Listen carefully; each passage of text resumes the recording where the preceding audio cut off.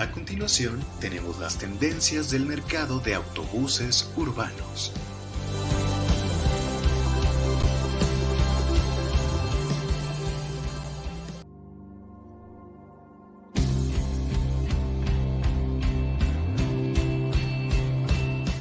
A continuación, tenemos las tendencias del mercado de autobuses urbanos.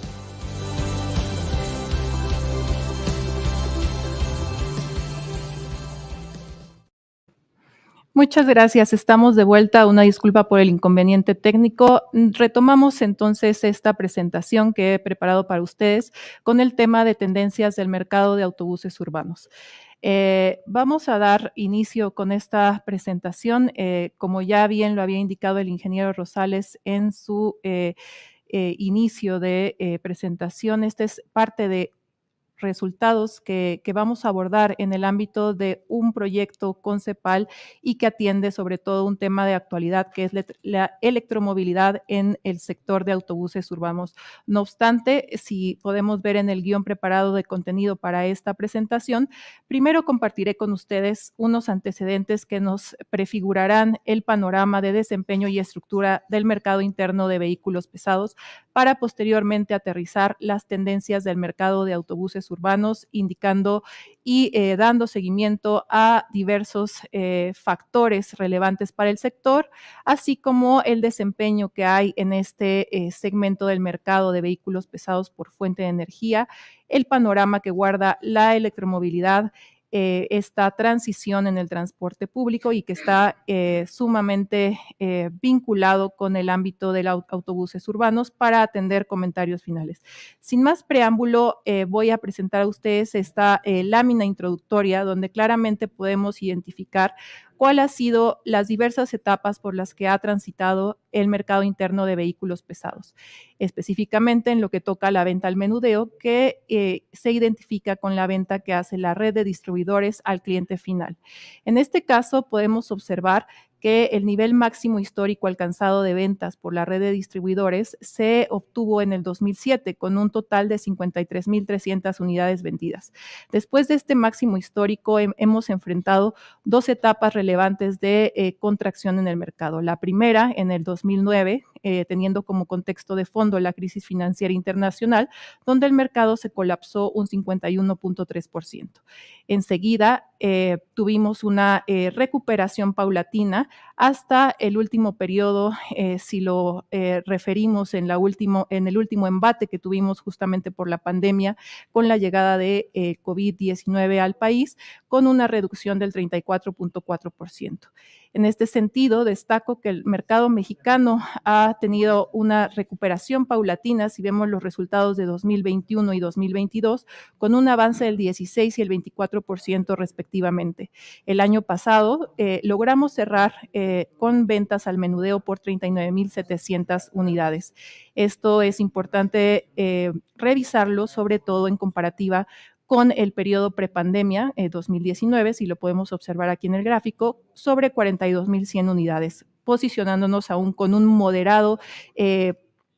moderada brecha de oportunidad para recuperar esos niveles. Una noticia importante con las informaciones que tenemos a disposición para el primer bimestre de 2023 nos indican que ya el mercado de vehículos pesados ha superado en sus totales los niveles prepandemia para el total y para el segmento de carga, no así para el segmento de pasaje. Finalmente, a destacar de esta lámina, antes de seguir con la demás información a compartir con ustedes, es que en 2017 realizamos de manera conjunta la AMDA y AMPAC un estudio sobre el potencial del mercado de vehículos pesados. Son las líneas que se pueden identificar en la parte superior del gráfico, donde el potencial base fue fijado sobre 61,100 unidades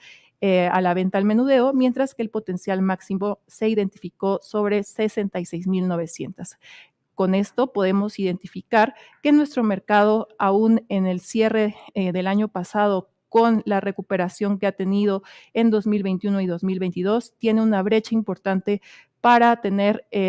y alcanzar ese potencial. Prácticamente nos encontramos un 35% por debajo del potencial base y un 66 y un 40.6% del potencial máximo. Continuando con esta información y atendiendo a la estructura que guarda el mercado de menudeo, tenemos claramente en esta serie que va de 2007 a 2022 la preponderancia que tiene el segmento de carga en el total de venta al menudeo de unidades pesadas. En este periodo de 2007 a 2022, el 25% del mercado correspondió al segmento de pasaje, que es materia de análisis en esta presentación. Si solo tomamos los últimos 3 años, esto es pospandemia, considerando el año 2020, 21 y 22, la proporción que representó el segmento de pasaje cayó al 16%, lo cual nos da una idea del importante impacto que tuvo este segmento del mercado de vehículos pesados. De hecho, en las barras del gráfico inferior podemos ver que la magnitud en cuanto a la variación negativa que tuvo el segmento de vehículos de pasaje fue mayor, alcanzando una reducción del 54.2% contra la caída de 29.7% que tuvo el segmento de carga. Dimensionando esta estructura del mercado, pasamos a analizar el interior, es decir, la estructura que tiene el segmento de pasaje.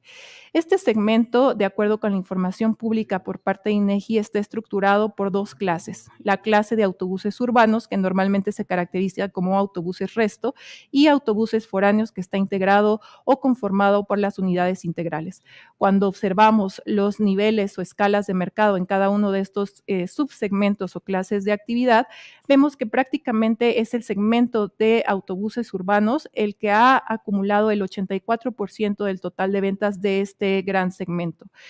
Así bien, cuando hacemos la comparativa contra el total del mercado, el segmento de pasaje ha presentado en los últimos 5 años una participación del 10% contra una participación del 2% en el caso de foráneos. Entonces, destacamos de esta lámina el diferencial en los volúmenes y también, claro está, la orientación que tienen cada uno de estos subsegmentos. En el caso de autobuses urbanos, este está integrado primordialmente por unidades de transporte en zonas urbanas, también por unidades de transporte corporativos de las empresas y el transporte escolar. Avanzando rápidamente para poder cubrir toda la información que se ha preparado para este tema, vemos que 2022 en el rubro específico de autobuses urbanos cerró con una reducción del 7.3%. Esto fue un total de 4.080 unidades vendidas. Esto es importante dimensionarlo contra el periodo previo, donde podemos observar que en este amplio periodo cubierto y caracterizado como prepandemia, el promedio de ventas al menudeo de autobuses urbanos fue de 7,000 unidades. Prácticamente el impacto negativo en el 2020 se reflejó en una caída cercana al 50%. Y si vemos el promedio de unidades vendidas en estos últimos 2 años, este fue de 4,240, que comparados contra las 7,000 unidades anuales en promedio previas, pues tiene un rezago importante. De hecho, si lo comparamos contra el nivel máximo que ha registrado este segmento del mercado, tenemos un diferencial del orden del 53%. Cabe mencionar que el dato máximo histórico para el segmento de autobuses urbanos fue de 9,000 unidades y se alcanzó en 2007. Ahora bien, ¿qué marcas participan en la comercialización al menudeo de autobuses urbanos? De acuerdo con la información disponible en INEGI, tenemos la demanda interna cubierta por 9 marcas que atienden el mercado local. En este caso son las marcas que pueden ver aquí referidas en el gráfico, encabezadas por Mercedes-Benz Autobuses, que lidera el mercado de autobuses urbanos en el país, seguida por International en segundo sitio y tercer sitio se posiciona Volkswagen Autobuses. De hecho, pueden ver estas 9 marcas en orden descendente de izquierda a derecha, que son los principales actores en el mercado mexicano. Ahora bien, ¿qué indicadores nos pueden dar luz acerca de lo que ha sucedido en el segmento de autobuses urbanos, que, como veíamos, ha tenido un impacto muy fuerte por la pandemia? El año pasado cerró con cifras negativas, y si bien este primer bimestre de 2023 ha tenido un repunte relevante, pues todavía mantiene ciertos elementos inerciales que le han golpeado fuertemente. Como parte de los indicadores de movilidad, estamos viendo aquí en pantalla indicadores de movilidad local de Google, los cuales nos muestran dentro de dos sitios relevantes para los traslados en el entorno urbano, que son la movilidad en estaciones de transporte y lugares de trabajo, cómo fueron colapsados durante el año de la pandemia. Estos datos nos reflejan que tanto en las estaciones de transporte como lugares de trabajo, una reducción de hasta el 72% en la movilidad en el primer embate e impacto por la pandemia, y en la segunda ola de hasta 73%. El dato positivo es que ya con datos a finales de 2022 tenemos una recuperación en los niveles de movilidad del 24% en estaciones de transporte y de 34% en lugares de trabajo. ¿Por qué es importante estas dinámicas de traslados en el marco del entorno urbano? Pues de acuerdo con la última encuesta origen-destino de INEGI, que fue en el año 2017, parece muy lejano, pero nos ayuda a tener entendimiento de los grandes rubros y características que guardan los traslados en esta gran ciudad. Son el hogar, la escuela y la oficina los tres principales destinos de traslado, y para ello se utiliza el 45% de estos traslados es realizado a través de transporte público. En el caso de los indicadores en términos de los ingresos, si bien veíamos que la movilidad tanto en los entornos urbanos ha mejorado con corte a 2022, realmente lo que nos deja esta fotografía de los ingresos totales que han tenido por suministro de servicios, tanto en el caso de autotransporte de carga y transporte colectivo urbano y suburbano, tienen todavía un área de oportunidad más fehaciente en el caso de transporte colectivo urbano y suburbano, que no ha logrado recuperar los niveles de ingreso previo a la llegada de la pandemia. Asimismo, y abundando sobre la importancia que tiene el transporte público, tenemos que del total de viajes que se hacen en la ciudad, en la zona metropolitana del Valle de México, la principal zona metropolitana del país, prácticamente el 90% de los viajes se hacen a través o en la utilización de una unidad de pasaje urbano. Por ejemplo, aquí observamos que las opciones de microbús, metrobús o mexibús, también el autobús suburbano y el autobús RTP dan cuenta de este 90% y son una importante forma de traslado en el ámbito urbano de esta gran ciudad. Esto nos lleva a plantearnos algunos retos relevantes, sobre todo ya que hemos visto la dinámica que guarda el mercado interno en el ámbito de autobuses urbanos, y también algunos de estos indicadores de movilidad, de ingresos y de tendencias en los traslados en la zona metropolitana. Y uno de ellos ya ha sido atendido en la primera sesión que me precedió. Evaristo mencionaba sobre la antigüedad del parque vehicular en términos generales, y aquí es simplemente hacer la anotación que para el caso de autobús de pasajeros, conforme la información de Secretaría de Comunicaciones y Transportes, la edad promedio en 2021 fue de 17.6 años. Hago la anotación que solamente es una referencia, ya que esta información de SCT refiere a caminos o carreteras federales. Sin embargo, creo que va en tono a esta lógica de foco rojo en cuanto a la antigüedad del parque vehicular, y de hecho en el ámbito del transporte urbano, del sector de autobuses urbanos, puede ser incluso mayor, sobre todo si atendemos a esta principal fuente de traslado que son los microbuses.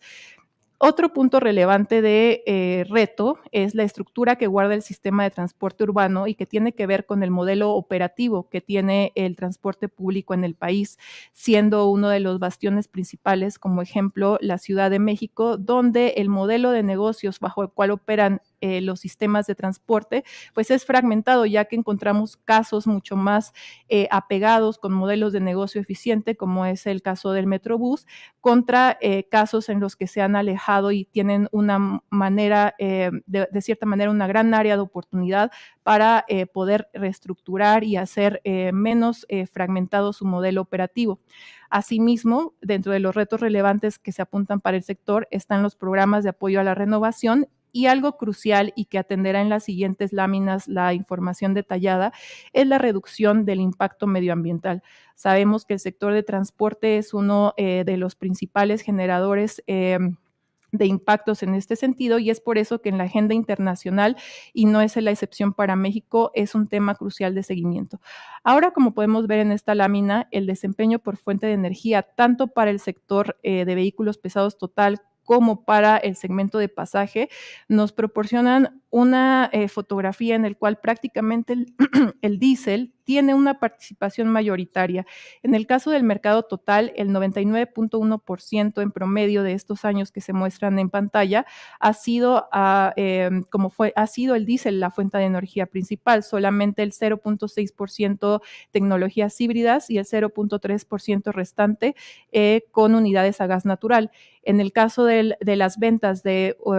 unidades de autobuses urbanos, esta fotografía no es distante. De hecho, solamente tenemos registros para unidades primordialmente a diésel y en segundo sitio y con una participación muy menor a gas natural. Vemos el renglón de unidades eléctricas con registros nulos, esto es con información de INEGI para lo que toca en específico al mercado interno mexicano. Sin embargo, el hecho de que tengamos en ceros esta columna o esta fila de autobuses eléctricos para el caso del mercado mexicano no quiere decir que este tipo de unidades no tengan demanda en la actualidad, sobre todo por las incursiones que diversos gobiernos estatales han hecho para la transición hacia este tipo de energías. Es por ello que complementando esta información con fuentes adicionales, esto es el seguimiento que hace Evo Radar, que son buses eléctricos en América Latina, cubriendo en total 11 países latinoamericanos, podemos identificar que hay 4.128 unidades como autobuses eléctricos integrados a las redes de transporte en América Latina. En el caso de México, la última actualización disponible a febrero de 2023 indica que habían sido integrados a las redes de transporte público 606 unidades de este tipo, es decir, autobuses eléctricos, mismos que han sido cubiertos por fabricantes extranjeros, como se puede anotar aquí en este gran pie de participación latinoamericana, y para el caso de México, indicando las empresas que aparecen en asterisco, las que han primordialmente cubierto esta demanda del mercado local. Es importante mencionar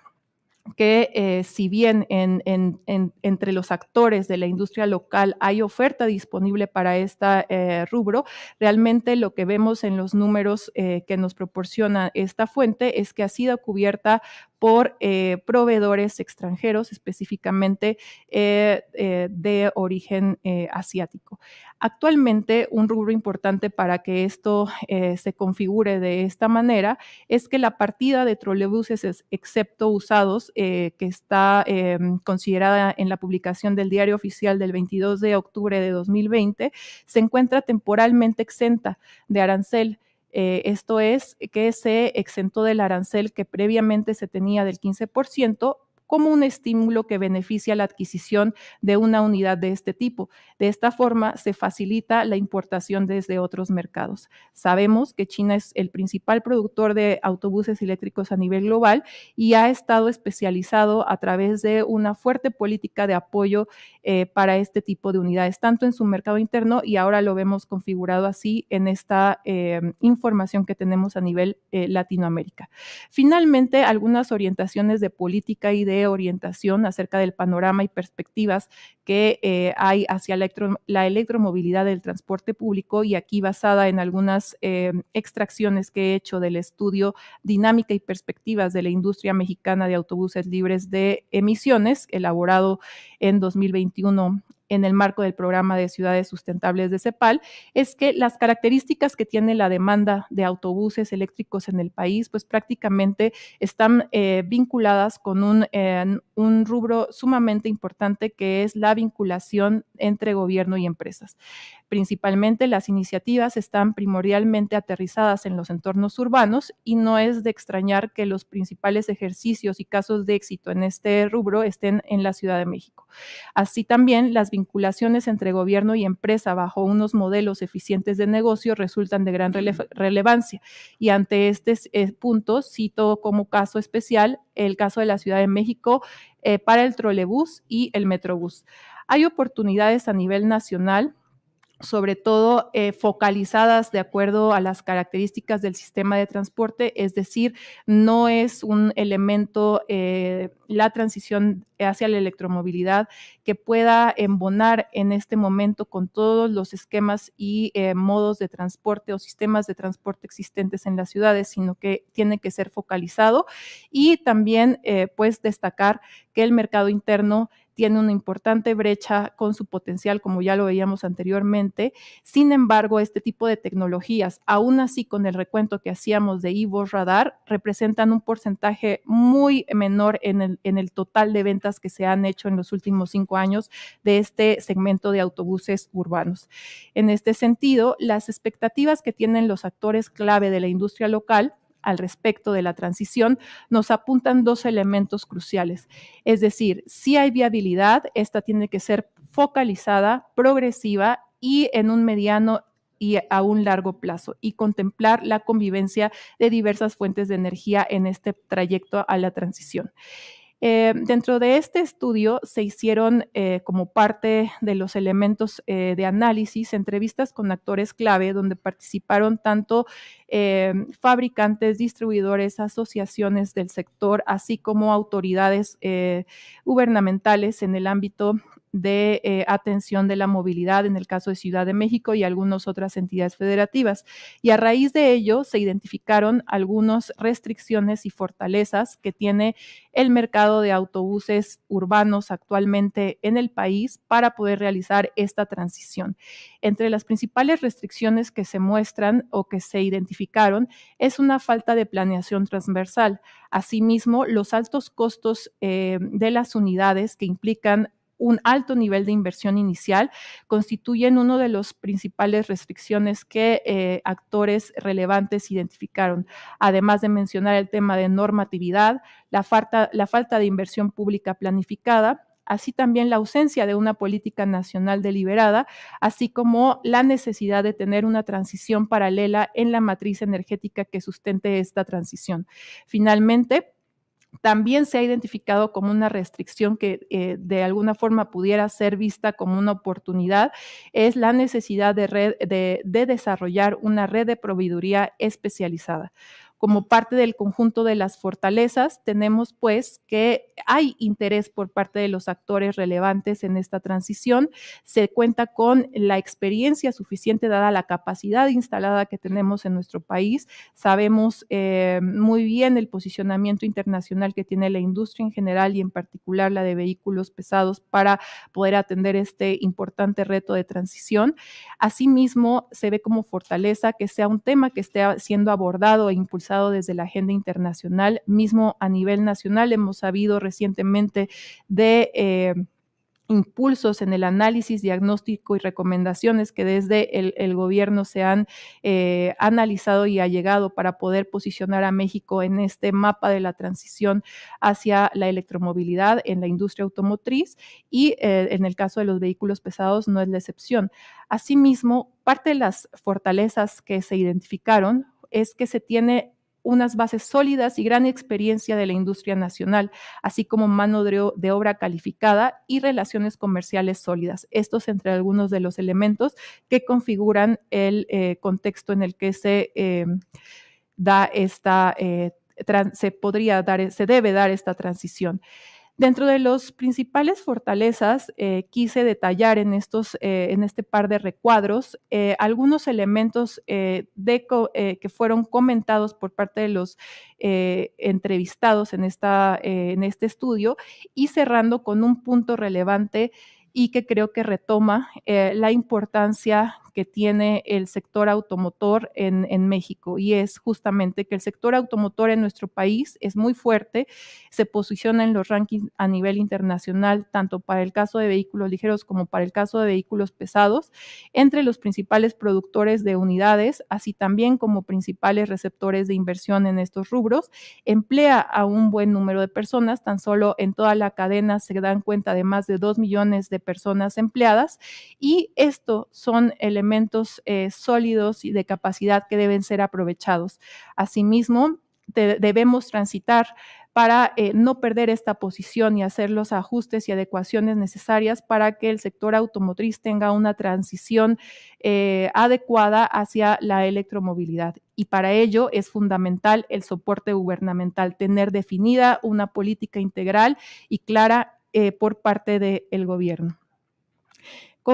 Cierro con algunos comentarios finales y es, bueno, viendo un poco el segmento de autobuses urbanos en lo que toca al mercado interno, tenemos que aún contamos con una brecha presente aún del 9.3% si lo comparamos contra 2019 y un 12.8% si lo comparamos contra 2018. Entre los retos que están presentes para el despunte de dicho sector se anotan el agudo impacto que vimos por la pandemia, la caída importante que hay en los niveles de movilidad y el impacto que significó para los ingresos. Sin embargo, vemos que ya hay una recuperación lenta en el ámbito de estos indicadores sin embargo, el tema organizacional sigue siendo una limitante para este sector. A nivel de la demanda rezagada, no obstante, hemos anotado estos elementos como focos rojos. No obstante ello, el nivel de demanda rezagada, así como los incrementos que hemos visto en la movilidad, podrían impulsar este año este segmento. Nosotros tenemos en AMDA una estimación que rondará para el mercado total 43,108 unidades, de los cuales el segmento de autobuses urbanos tendrá un avance del 13%, es decir, un avance superior al 10.6% proyectado para el mercado total. En el caso de la senda a la electromovilidad, la industria local constituye, como vemos aquí, un actor fundamental, tanto en la renovación de la flota con menores emisiones como en la búsqueda de la integración de unidades libres de emisiones a las flotas de transporte público de otras ciudades. En este sentido es que justamente la industria local es que tiene que ser tomada en cuenta y propiciar y fomentar esta transición. Dadas las condiciones actuales que requieren pues elevadas inversiones para poder tener un proyecto de esta naturaleza, es decir, proyectos de transición en transporte público hacia la electromovilidad, es necesario contar con el apoyo deliberado del sector público a través de financiamiento que permitan impulsar estas iniciativas. Finalmente, en este contexto, los programas de apoyo para las instituciones locales, para la industria local, tienen que contemplar tanto apoyos a nivel nacional por parte de la banca de desarrollo como por instituciones internacionales que dan financiamiento para apoyar esta transición. Los escenarios sobre la viabilidad en la transición apuntan a una transición mayoritariamente inercial y débil, con base en los comentarios recibidos por los actores clave hace un par de años, ya que se requiere una política deliberada e integral que atienda este gran reto que tenemos como industria. Y esto también se avisora en un periodo de mediano y largo plazo, así como la convivencia de diversas fuentes de energía. Es decir, si bien en ciertos sistemas de transporte puede haber una transición inmediata de las tecnologías actuales hacia la electromovilidad, la realidad es que la transición paulatina y progresiva contemplará también la participación de otro tipo de fuentes de energía. Con esto finalizo los elementos de análisis que quisiera poner a su disposición. Va a estar la presentación para que la puedan detallar y revisar posteriormente, y agradezco la atención.